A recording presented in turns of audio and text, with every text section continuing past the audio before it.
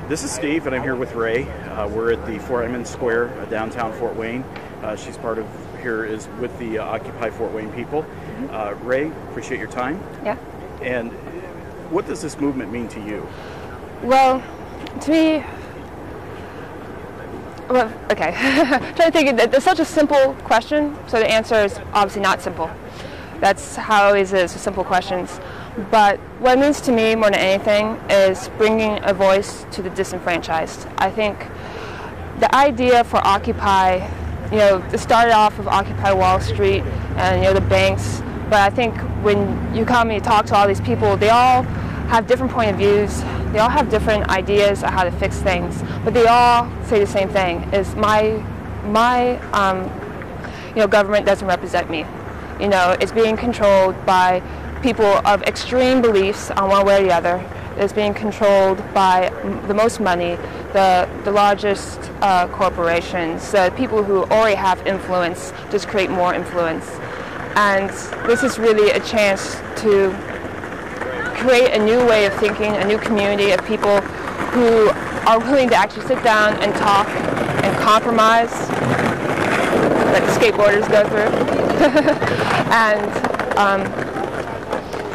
and create new ideas rather than simply, like for example, with our GAs, the General Assembly, the meetings we have, we don't vote, against each other. We have something called consensus, where basically everybody, 9/10 everybody has to agree on a certain action, on important actions for the Occupy movement. And the concept, while we're discussing, what we want to come to consensus to, the concept isn't that one person's idea is going to prevail and convince everybody else. The idea is to try to synthesize everybody's ideas into a new idea, a new creation that everybody can see as a positive movement.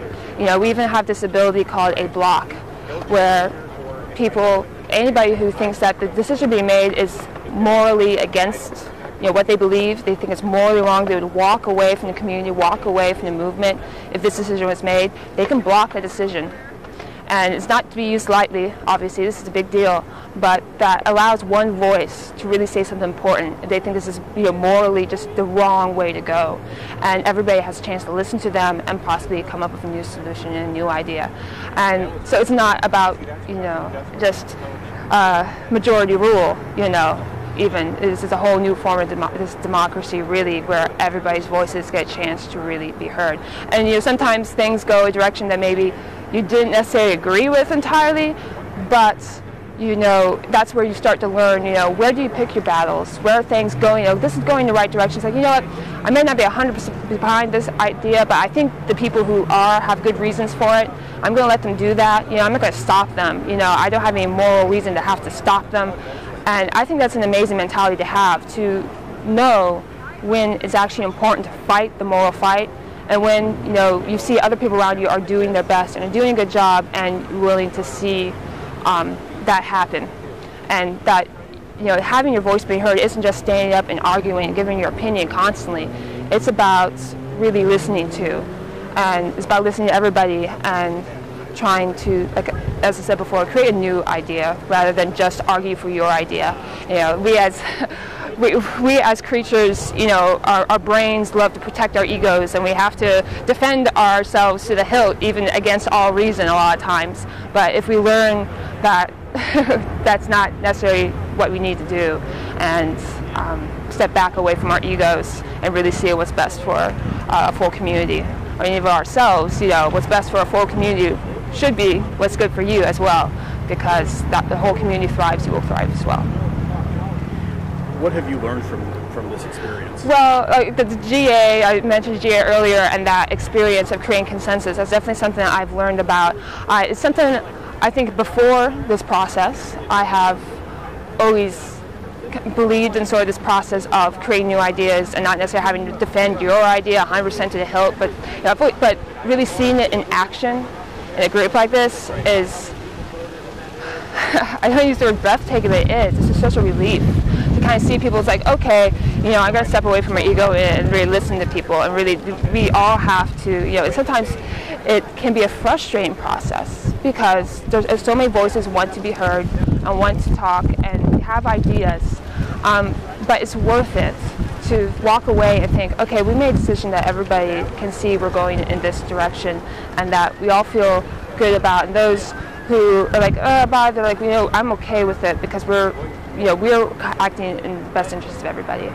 And, also I've really, seen, like when I first saw what was going on in New York, I knew it was important what was going on there immediately. When I saw it happen, I knew this was going to be something that was important, that could very much change the landscape of our politics and could really draw a huge support of, as a disenfranchised group of voters, as I say before, just people who don't vote because they feel like, who am I going to vote for? I know I felt that way. I don't like to vote against somebody just because, I'm going to vote for the lesser of two evils. I don't like that mentality, and I think a lot of people feel that way about the voting, political system right now. And but I just knew when this was going on Wall Street, when the marches were happening, when the arrests were happening, I knew this is something important, and people are going to pay attention. And it's already changing how people are talking about politics. It's already changing the conversation away from some of the issues that the politicians really want us to focus on, like the debt and other things. It's shifting focus off of some of the issues that they're creating. That the bigger issue, they're not as big issues as what's going on. Actually, it's from the ground up, what's actually happening with communities. And I'm definitely a believer in the bottom up sort of rule. Where people who are actually in our communities, people who actually have to live a day-to-day life, who actually work a day-to-day life, who interact with day-to-day people who actually are police, people who actually are, doctors and lawyers, and people who are actually working on the ground, they make better decisions about what's going on at the bottom rather than people at the top telling us how to make our decisions. So. Yeah, I've learned a lot. I've met some amazing people. I've probably met some of the most amazing people I can expect to meet in my lifetime here at Occupy, people who are passionate and intelligent and articulate and willing to work very hard for something they deeply believe in, and willing to work very hard for people other than themselves and at great sacrifice as well. So I'm honored to be a part of this in any way and to help and to have this happen in Fort Wayne and to see it doing so well and really getting great support. So. Anything else you'd like to add? No, I tried to wrap things up there a little bit at the end there. Okay. But yeah, it's a beautiful thing. Come down to Freeman Square and visit because it really is beautiful to see this. We're not the size of the big cities, but we have our own unique way of doing things here in Fort Wayne. The way we've been really cooperating with the city, and that I think gives us kind of a unique, different edge than some of the other cities. Or unfortunately, their cities are not working with them, and horrible things have happened. And we're very happy that Fort Wayne, the government here has been relatively supportive, or at least willing to work with us and really have dialogue with us. And we have a lot of people in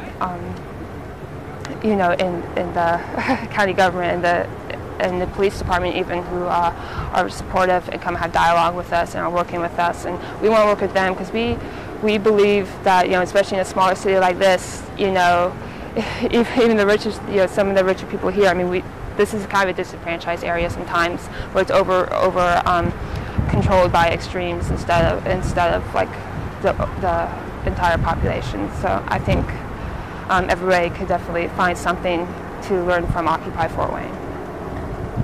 Ray, we appreciate your time today. Thank you. Wish you well. Thank you.